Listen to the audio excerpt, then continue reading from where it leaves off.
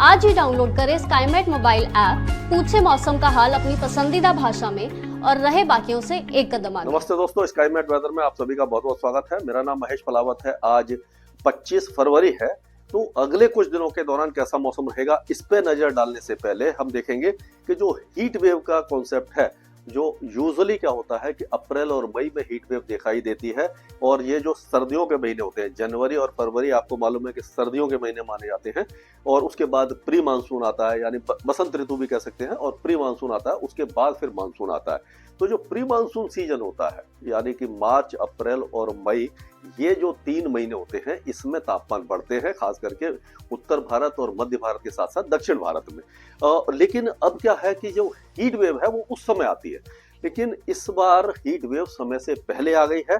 और अगर मैं आपको तापमान दिखाऊं तो कन्नूर जो केरल में है 39 डिग्री है, रत्नागिरी में 38.9 है, होनाबार में 38.5 है, मुंबई में 38 डिग्री है, कुरनूल में 38 है, कारवार है 38, और इरोड भी 37.6, गुलबर्गा 37.6, शोलापुर, गोवा और थाने, कोट्टयम और ये परमार्थी, नांदयाल, यानी जो भी पश्चिमी तट है वहां पर हीट वेव की जैसी स्थिति बनी हुई है।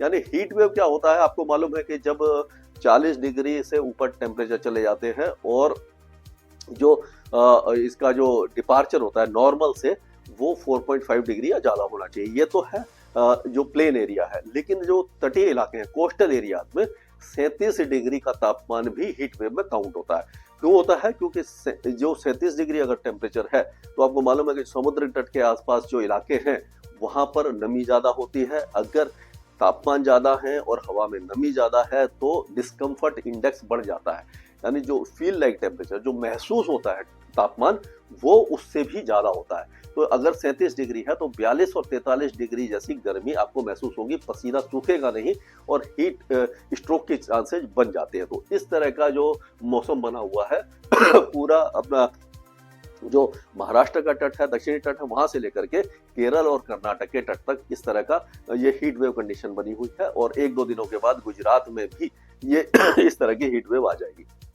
वो क्यों आएगी? क्योंकि जो हवाएं हैं, अगर हम देखें हवाओं का जो डायरेक्शन अगर देखते हैं, तो ये देखिए हवाओं का डायरेक्शन जो है वो ये ईस्टर्ली आ रहा है, इस तरह से आ रहा है। तो इसके कारण क्या हो रहा है कि जो सी ब्रीज है वो नहीं आ रही, और जो लैंड ब्रीज है वो ज्यादा देर तक रहती है। लैंड ब्रीज होती है गर्म होती है, सी ब्रीज थोड़ा सा टेम्परेचर को कंट्रोल करती है। तो ये कारण है।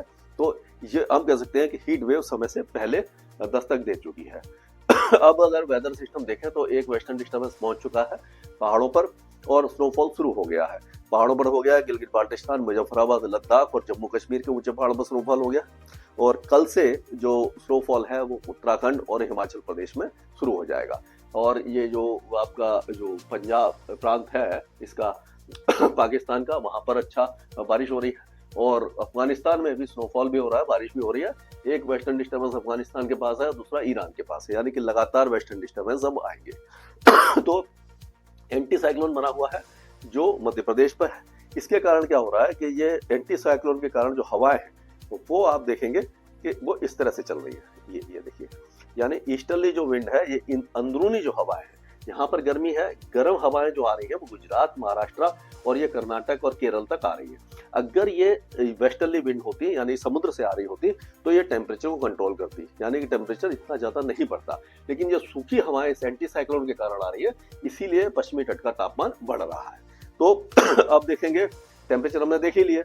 अब ये बादलों का अगर स्थिति देखें तो आप देखिए पूरा जो ये पाकिस्तान का उत्तरी इलाका है, हमारा पहाड़ी इलाका है, पंजाब के इलाके हैं, यहाँ पर पूरे बादल छाए हुए हैं और यहाँ पर बारिश हो रही है। अफगानिस्तान में बारिश हो रही है, उत्तरी पाकिस्तान में हो रही है, स्नोफॉल शुरू हो गया है।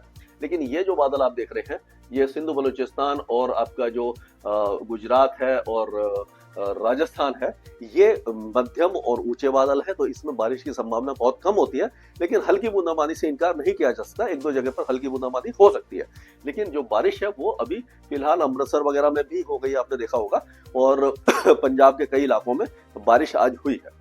और अब धीरे धीरे बारिश की गतिविधियां पूरे पंजाब को कवर कर लेंगी, उत्तरी हरियाणा को, पश्चिमी उत्तर प्रदेश को, दिल्ली एनसीआर में भी 27-28 तारीख को हल्की बूंदाबांदी हो सकती है, और उत्तरी जो राजस्थान है वहां पर भी बारिश की संभावना नजर आ रही है। ये आप देखेंगे 26 तारीख का तो यहाँ पर आप देखिए पहाड़ों पर ये जो नीला और हरा रंग है, नीले रंग का मतलब है कि ज्यादा तेज बर्फबारी होगी, तेज बारिश होगी। हरे का मतलब है मॉडरेट शावर्स होंगे, पीले का मतलब है लाइट टू मॉडरेट होंगे। तो आप देखिए पूरा जो पाकिस्तान का इलाका है, अफगानिस्तान का इलाका, ये सारा कवर है, लेकिन साउथ सिंध और साउथ बलूचिस्तान में बारिश नहीं है। और उसी तरह से आप देखो उत्तराखंड तक बारिश हल्की है, लेकिन हिमाचल पर ज्यादा है। ये 26 तारीख का है। उत्तरी पंजाब और उत्तरी हरियाणा के साथ साथ उत्तर पश्चिमी उत्तर प्रदेश में भी बारिश की गतिविधि आपको दिखाई दे रही है। ये ट्रफ है जो इस तरह से घूम रही है, यानी हवाएं इस तरह से घूम रही है। यहाँ पर है एक एंटी साइक्लोन है जो आपका इस जगह पर दिखाई दे रहा है। तो इसको अगर हम थोड़ा सा बड़ा करते हैं चित्र को, तो उसमें आप देखिए कि ये देखिए ये जो ट्रफ है वो इस तरह से आ रही है। यहाँ पे हम देखेंगे ये ट्रफ को, ये एक तरह से आप कह सकते हो कि ये ट्रफ आई और ये सर्कुलेशन बन गया, ये ट्रफ है। तो इस ट्रफ के साथ साथ बारिश हो रही है। यहाँ पर वेस्टर्न डिस्टर्बेंस का असर है। ये एंटी साइक्लोन के कारण क्या हवा घड़ी की दिशा में घूम रही है और ये सूखी हवाएं जो पश्चिमी तट की तरफ जा रही है। तो यहाँ पर सारे इलाके में बारिश की संभावना बनी हुई है। उत्तर पूर्वी राज्यों में बारिश थोड़ी सी कम हो जाएगी, लेकिन अब क्या है अंडमान और निकोबार द्वीप समूह में बारिश की संभावना नजर आ रही है। और ये तमिलनाडु के कई इलाके में अब हल्की बारिश शुरू हो जाएगी। जो साइक्लोनिक सर्कुलेशन है वो काफी नीचे है। अगर देखें तो ये देखिए साइक्लोनिक सर्कुलेशन यहाँ पर है, श्रीलंका के भी नीचे बना हुआ है साइक्लोनिक सर्कुलेशन। तो इसी का ये असर दिखाई दे रहा है। इसके कारण ये जो हवाएं आ रही है समुद्र से, इसके कारण ये बारिश जो तमिलनाडु के दक्षिणी इलाकों में, दक्षिणी केरल में होगी। तो अगले 2-3 दिनों के दौरान केरल में थोड़ी सी राहत मिल जाएगी। जो हीट वेव है उससे थोड़ी सी राहत मिलने की संभावना हमें नजर आ रही है। अब अगर 27 तारीख की बात करें तो 27 तारीख में इंटेंसिटी उत्तराखंड तक बढ़ जाएगी और नेपाल की पहाड़ियों तक ये जो इंटेंसिटी है हैवी स्नोफॉल की संभावना बन रही है। पाकिस्तान में भारी बारिश होगी, पूरे पाकिस्तान में, यानी जो मध्य और उत्तरी पाकिस्तान में।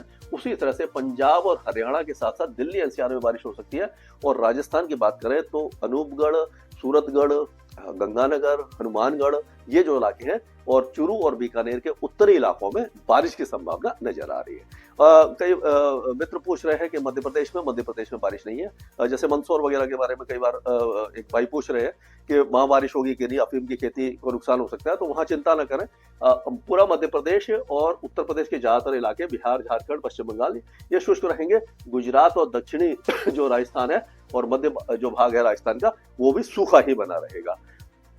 अब अगर 28 तारीख की बात करते हैं तो 28 तारीख में भी इसी तरह का वेदर पूरे इलाके में रहेगा। अब ये तराई के इलाके जो हैं उत्तर प्रदेश के, यहाँ पर लखीमपुर खेरी, बहराइच और हो सकता है कि बिहार के कुछ इलाके जैसे, और जो उत्तर प्रदेश के हैं जैसे सिद्धार्थनगर, कुशीनगर और गोरखपुर, बादा, ये जो गोरखपुर, गोंडा, बस्ती, ये जो इलाके, यहाँ पर भी बारिश की संभावना नजर आ रही है। और रामपुर, मुरादाबाद, पीलीभीत, ये जो इलाके, यहाँ पर भी जो बरेली, बदायूं, यहाँ पर भी हल्की बारिश की संभावना नजर आ रही है। अब अगर हम बात करें ये 1 तारीख की, तो 1 तारीख होते होते वेस्टर्न डिस्टर्बेंस कमजोर पड़ जाएगा, लेकिन पहाड़ों पर बर्फबारी वगैरह जारी रहेगी। उत्तरी जो ये राजस्थान है, पंजाब, हरियाणा और उत्तर प्रदेश के तराई वाले इलाकों में बारिश की गतिविधियां जारी रहने वाली है। लेकिन फिर उसके बाद फिर 2 तारीख से एक और नया वेस्टर्न डिस्टर्बेंस आएगा जो 3 तारीख तक चलेगा। तो फिर से यानी वेदर एक्टिविटी बढ़ने वाली है। तो इसमें क्या है, अगर आप इसको ध्यान से देखें तो ये देखिए, ये इसको हम देखते हैं तो ये जो साइक्लोनिक सर्कुलेशन है, या जो भी आप कह सकते हो वेस्टर्न डिस्टर्बेंस है, ये यहाँ पर बना हुआ है। उसके इंड्यूस साइक्लोनिक सर्कुलेशन ये पाकिस्तान पर है। उसी तरह से जब आगे जाएंगे हम तो इसमें देखिए कि ये साइक्लोनिक सर्कुलेशन थोड़ा और पास आ गया और उसके बाद ये लगातार साइक्लोनिक सर्कुलेशन पास आता जा रहा है। यानी जो मेन जो वेदर सिस्टम है, जो बड़ा वेस्टर्न डिस्टर्बेंस है, वो ऊपर है, यानी चाइना वगैरह के आसपास जाएगा, लेकिन उसका जो प्रभाव है जो नीचे वेस्टर्न डिस्टर्बेंस, उसके कारण जो साइक्लोनिक सर्कुलेशन बन रहा है वो हमारे पहाड़ों पर इतना ज्यादा वेदर देगा। तो इस तरह की वेदर एक्टिविटी हमें लगातार दिखाई देगी। अंडमान और निकोबार द्वीप समूह में जो है बारिश वो अगले 24 घंटों तक तेज होगी, उसके बाद कम हो जाएगी। तमिलनाडु और केरल और आंतरिक तमिलनाडु में काफी अच्छी बारिश की संभावना नजर आ रही है हमें। और अगर हम उत्तर प्रदेश की बात करें तो उत्तर प्रदेश के भी कई इलाके बारिश देखेंगे, खास करके तराई वाले इलाके। बिहार के भी जो सीतामढ़ी, चंपारण है और ये जो इलाके हैं, यानी उत्तर पश्चिमी इलाके हैं जो नेपाल की पहाड़ियों से लगे हुए हैं, वहां पर हल्की बारिश हो सकती है। लेकिन पश्चिम बंगाल के ज्यादातर इलाके, पूर्वोत्तर के ज्यादा इलाके ये बारिश नहीं देखेंगे। उड़ीसा, झारखंड, छत्तीसगढ़ और मध्य प्रदेश, इन सारे इलाकों का मौसम गर्म रहेगा, शुष्क रहेगा। कोई भी वेदर एक्टिविटी यहाँ पर दिखाई नहीं दे रही, बिल्कुल भी चिंता करने की जरूरत नहीं है। और उसी तरह से अगर देखेंगे तो महाराष्ट्र के साथ साथ गुजरात और राजस्थान के ज्यादातर इलाके सूखे रहने वाले हैं। ये जो एंटी साइक्लोनिक जो विंड है, ये एंटी साइक्लोन धीरे धीरे उड़ीसा की तरफ आ जाएगा। तो इसके कारण क्या होगा कि ये जो बारिश की गतिविधियां हैं वो चेन्नई से लेकर के नागापट्टनम, तंजावुर, कराईकल, ये सारे इलाकों में, और जो आपका जो श्रीलंका है यहाँ और दक्षिणी केरल में काफी अच्छी बारिश की संभावना बन रही है, यानी कि तेज बारिश यहाँ पर शुरू हो जाएगी। और अगर और आगे चलेंगे हम तो ये बारिश की गतिविधि लगातार ये लक्षद्वीप तक दिखाई देगी और मालदीव में काफी ज्यादा तेज बारिश की संभावना है। काफी दिनों के बाद दक्षिणी जो भारत है उसमें भी बारिश की गतिविधियां शुरू हो सकती है। तो यानी कि जो पहला सप्ताह है मार्च का, तब तक पहाड़ों पर और उत्तर भारत में बारिश की संभावना बन रही है, तराई के इलाकों में बारिश की संभावना बन रही है, दक्षिण भारत में बारिश की संभावना बन रही है। हीट वेव का जो प्रकोप है वो पश्चिमी तट पर महाराष्ट्र से लेकर के कर्नाटक तक जारी रहेगा। गुजरात में भी हीट वेव आ सकती है। मुंबई और उसके आसपास के इलाकों में गर्मी भीषण रूप ले चुकी है, यानी कि समय से पहले गर्मी की दस्तक हमें दिखाई दे रही है कि भारत में हो जाएगी। स्काईमेट वेदर में अभी के लिए मौसम से जुड़ी सटीक जानकारी और खबरों के लिए हमारे YouTube चैनल को सब्सक्राइब करें और बेल आइकन दबाकर हर खबर पर रखें नजर।